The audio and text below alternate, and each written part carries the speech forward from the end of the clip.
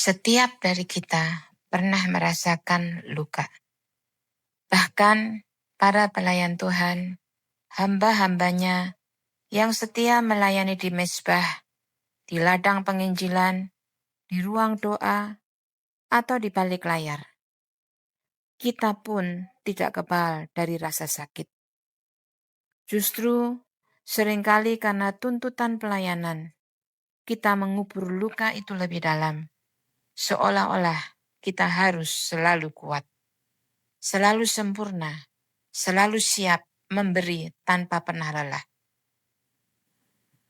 Hari ini saya ingin ajak saudara merenungkan tentang luka yang tidak terungkap,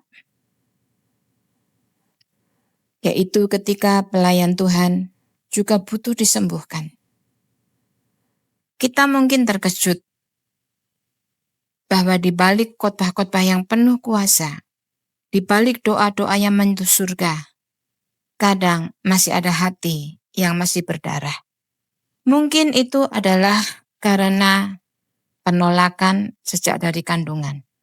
Ada di antara saudara yang ketika kecil atau di waktu yang lampau, engkau pernah mendengar cerita. Waktu itu ibu mau aborsi tapi Tuhan cegah. Waktu itu ayahmu atau ibumu ingin memberikan engkau kepada orang lain karena kami tidak mampu membesarkan engkau. Kata-kata itu meskipun bermaksud baik, mungkin meninggalkan luka dan membekas sebagai suatu perasaan yang berkata, aku hampir tidak diinginkan. Ada juga luka yang disebabkan karena konflik dalam keluarga pelayanan. Suami yang sibuk melayani jemaat, tetapi istrinya merasa diabaikan. Atau sebaliknya, istri yang terlalu sibuk menjadi pendoa di gereja atau di pelayanan, sehingga suami merasa terabaikan. Anak-anak yang bertumbuh dengan rasa ayah ibu lebih mencintai pelayanan daripada aku. Atau sebaliknya, orang tua yang terluka karena anaknya memilih jauh dari Tuhan. Ada juga luka yang disebabkan pengkhianatan sesama saudara pelayanan. Rekan sepelayanan yang tiba-tiba mengambil alih posisi kita, memutarbalikkan fakta, atau bahkan menyingkirkan kita dari visi yang sudah kita bangun bersama bertahun-tahun. Ada jenis luka yang lain, yaitu kegagalan yang disembunyikan. Mungkin bisnis yang bangkrut, pelayanan yang tidak berkembang, atau mimpi-mimpi yang seolah terkuburkan. Sementara orang lain sepertinya selalu diberkati. Dan pada saat itu, mungkin saudara berkata, Tuhan cukup bagiku. Tetapi air mata yang mengalir di tengah malam membisikkan sesuatu yang berbeda. Apa yang kita ucapkan berbeda dengan apa yang kita rasakan. Perkenankan saya memberitahu atau mengingatkan saudara bahwa Tuhan tidak terkejut dengan luka kita.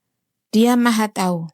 Dia mengenal Daud yang diurapi menjadi raja, tapi harus lari dari Saul. Orang yang seharusnya mendukung dia. Tuhan juga melihat Hana yang diejek karena mandul, padahal ia adalah perempuan yang setia beribadah. Dia juga mengerti ketika Yeremia menangis karena pengkhianatan sahabat-sahabatnya sendiri. Dan hari ini Tuhan berkata kepada kita, aku tidak memanggilmu karena engkau sempurna, tetapi aku memanggilmu justru karena aku ingin menyembuhkanmu sementara engkau melayani. Pelayananmu bukanlah bukti bahwa engkau tidak pernah terluka, tetapi pelayananmu adalah proses di mana aku sedang membuatmu menjadi utuh. Dan perlu diingat, penyembuhan dimulai dari kejujuran. Saudaraku, mari berhenti sejenak. Tarik nafasmu dalam-dalam. Bayangkan Yesus duduk di depanmu sekarang. Dia tidak sedang memegang daftar kesalahanmu. Dia tidak sedang mengingatkan tentang betapa tidak spiritualnya dirimu. Karena engkau masih menyimpan kepahitan atau masih merasakan luka. Dia hanya menatapmu dengan mata yang sama seperti waktu dia memandang Petrus setelah penyangkalannya. Mata yang penuh kasih, mata yang penuh pengertian. Dan dia sedang bertanya kepada dirimu, apa yang paling menyakitkan hatimu selama ini? Ceritakan padaku, aku mau dengar.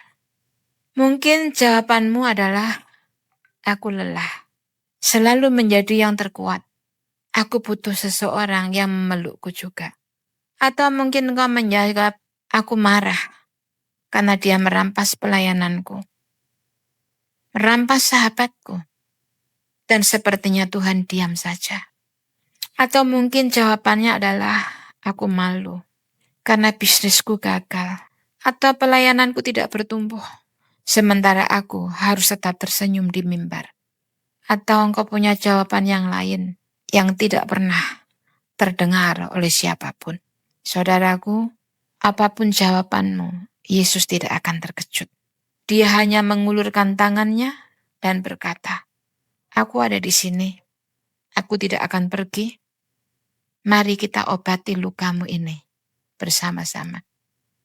Saudaraku, biarlah saat ini kita melakukan aktivasi profetik, melepaskan masalah yang menyakitkan kita dan membiarkan dia membalut luka itu. Untuk engkau yang pernah mengalami luka penolakan sejak kandungan, mari katakan bersama saya, Bapa, hari aku kembalikan setiap kata yang membuatku merasa tidak diinginkan. Aku tahu engkau merancangku bukan dengan kebetulan. Dan aku tahu, aku mau percaya bahwa aku berharga di matamu. Untuk konflik keluarga dalam pelayanan, mari katakan Tuhan, sembuhkan hubunganku dengan suamiku, istriku, orang tuaku, anak-anakku, saudaraku, dan ajari aku mencintai tanpa syarat seperti engkau mencintai aku. Dan bagi saudara yang pernah mengalami pengkhianatan dalam pelayanan atau bisnis, mari aktivasikan secara profetik dengan mengatakan, Yesus ampuni aku jika ada kepahitan. Aku serahkan hak untuk membalas kepadamu. Biarlah engkau yang ambil alih semuanya. Dan pulihkan apa yang dirampas dariku. Dan bila engkau mengalami kegagalan atau merasa gagal yang kau sembunyikan, mari katakan bersama saya, Roh Kudus, tolong aku melihat pelayananku atau bisnisku melalui matamu. Tunjukkan di mana aku perlu berubah dan ajari aku. Tunjukkan kepadaku di mana aku harus belajar percaya kepadamu dan kuatkanlah aku. Saudaraku sekalian, izinkan saya menyampaikan bahwa pelayan yang disembuhkan lebih kuat dari yang dibayangkan. Ketika para pelayan Tuhan membiarkan hatinya disentuh oleh Tuhan, sesuatu yang ajaib pasti terjadi. Khotbahnya tidak lagi sekedar ajaran, tetapi kehidupan. Doanya bukan lagi rutinitas, tetapi perjumpaan pribadi. Pelayanannya tidak lagi tugas, tetapi kesaksian. Yesaya 61 ayat 1-3 menggambarkan hal ini dengan indah. Yaitu roh Tuhan ada padaku untuk mengobati orang-orang yang remuk hati, untuk mengaruniakan kepada mereka perhiasan kepala ganti abu minyak, sukacita ganti kabung, pakaian pujian menggantikan semangat yang pudar. Dan hari ini biarkan dia melakukannya dalam hidupmu. Engkau tidak harus sempurna untuk dipakai Tuhan. Engkau hanya perlu mau disembuhkan.